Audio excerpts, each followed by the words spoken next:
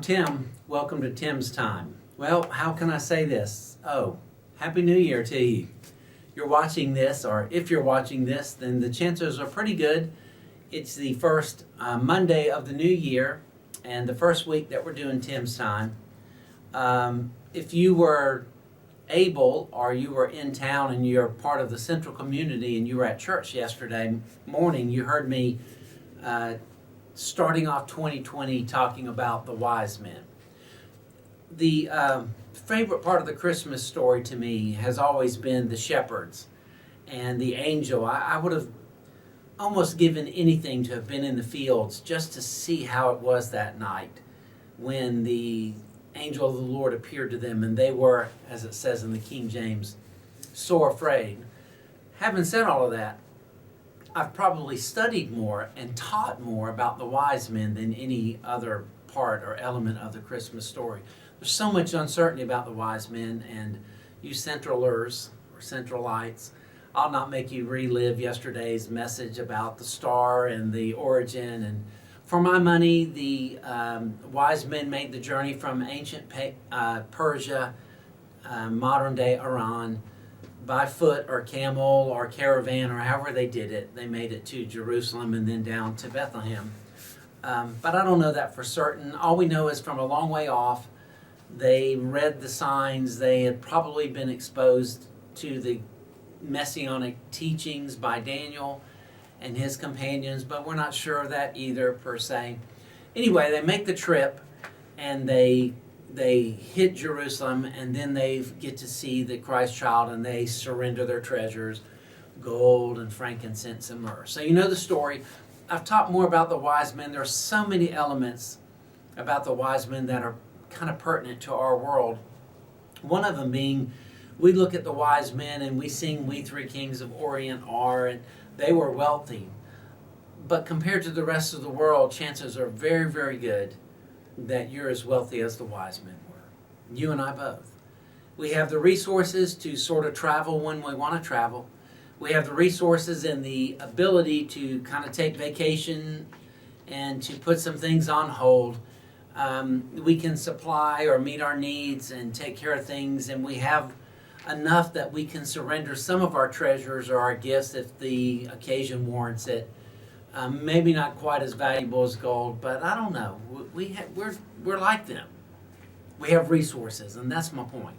I'm holding up just an old-time standard day timer or calendar.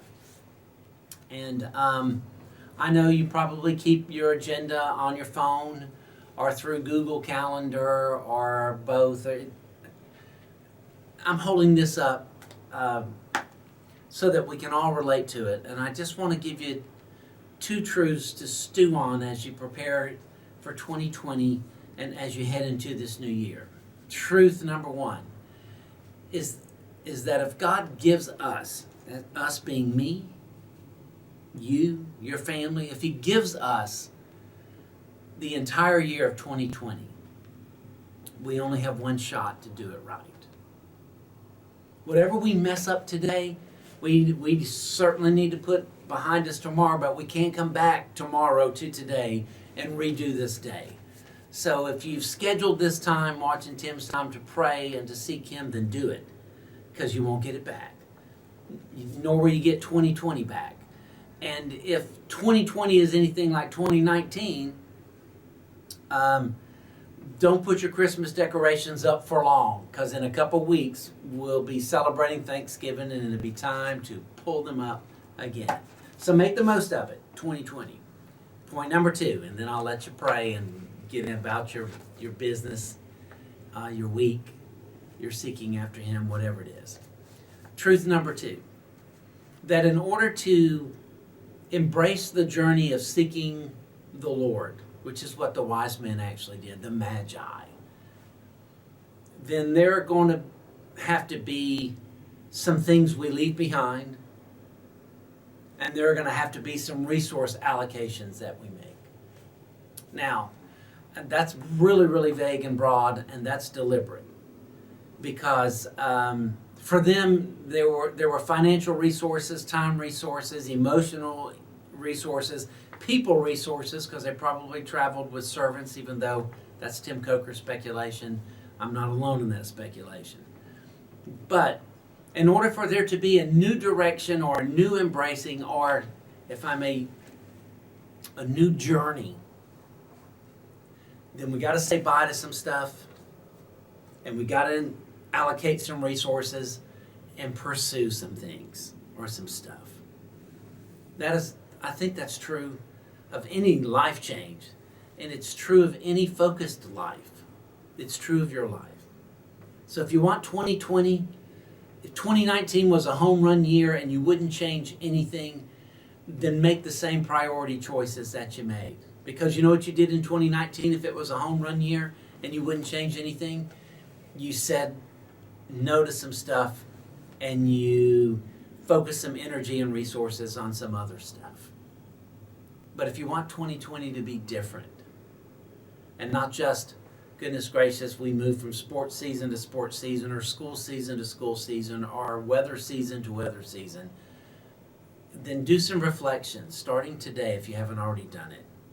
What's some of the stuff or things that you need to let go of? And what are you going to embrace in your future? What kind of reallocation of resources do you need to make?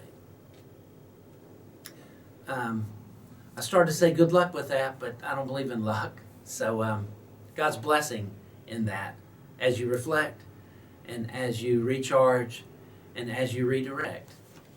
Happy New Year to you. Have a great day. God bless.